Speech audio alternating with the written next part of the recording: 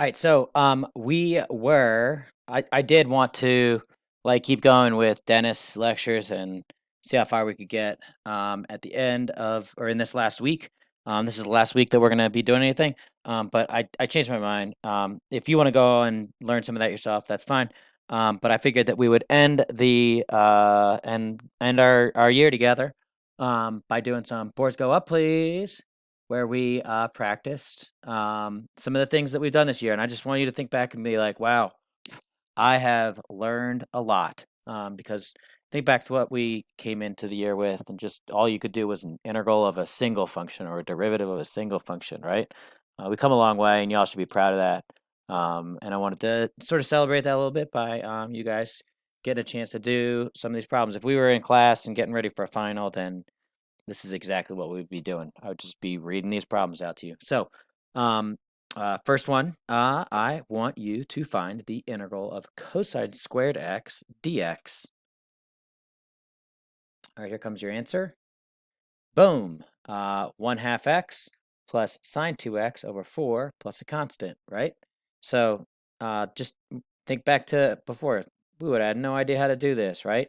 Now I got this sweet little formula, double angle, power reduction, and we can change this cosine squared over to 1 plus cosine 2x all over 2. And then each of those integrate to this, and we're done. So, cool. Next problem. Here we go.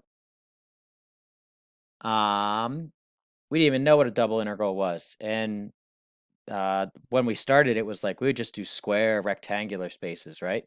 So now you should be pros at this, right? But if I wanted to evaluate this double integral and I try to do it dx first, then this piece right here is not integratable, right? So what do? We switch the order. So try to do this double integral, 0 to 1, and then 3y to 3 of e to the x squared dx dy by reversing the order of integration. If you need a quick reminder, the way we reverse the order of integration is by drawing this region, and then instead of going dx dy, we flip it and we do dy to dx. So pause, go ahead, do that. Okay, here is your solution. I accidentally had the wrong problem up there for a moment, so the video got jacked up, but it's able to go backwards. Anyway, I am going, notice my y starts at 0 and goes up to 1. That's the 0 to the 1 piece. And then 3y, well, that's x equals 3y. So I solve for y. If I do x equals 3y and solve for x, that would give me y equals 1/3 x. So that's this x over 3 right here. So it's this space right there, right?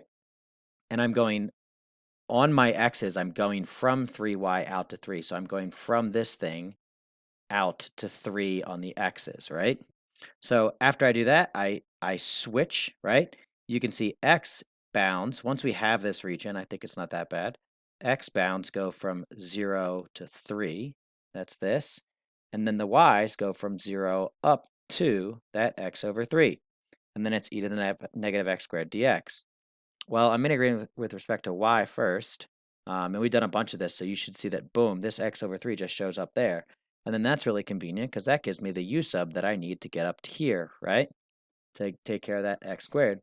So I get 1/6 e to the x squared evaluated from 0 to 3, which evaluates to this messy fraction. That's not that bad. So hopefully you're good with that. Let's go on to the next one. Oops. Evaluate this one by converting to polar.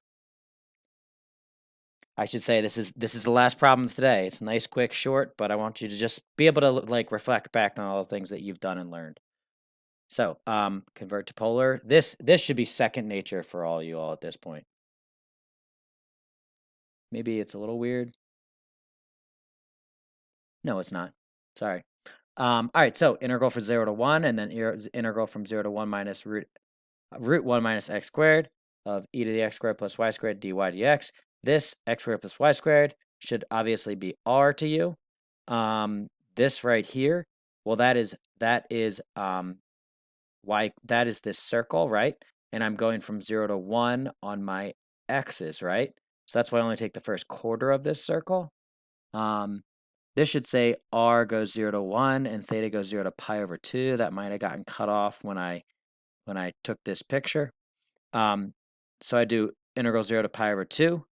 That's the d theta. 0 to 1, that's the r. This is my r from r d theta, e to the r squared. This one's a lot like the last one, same type of u sub.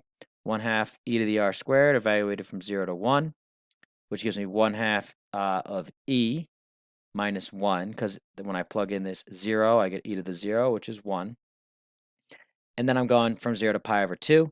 So there's no thetas in here, so it's nice and simple. Just multiply by pi over 2, which gives me pi over 4 times the innards, pi over 4 times e minus 1. So that's all for today. We'll do a couple more tomorrow, and then we will call it good.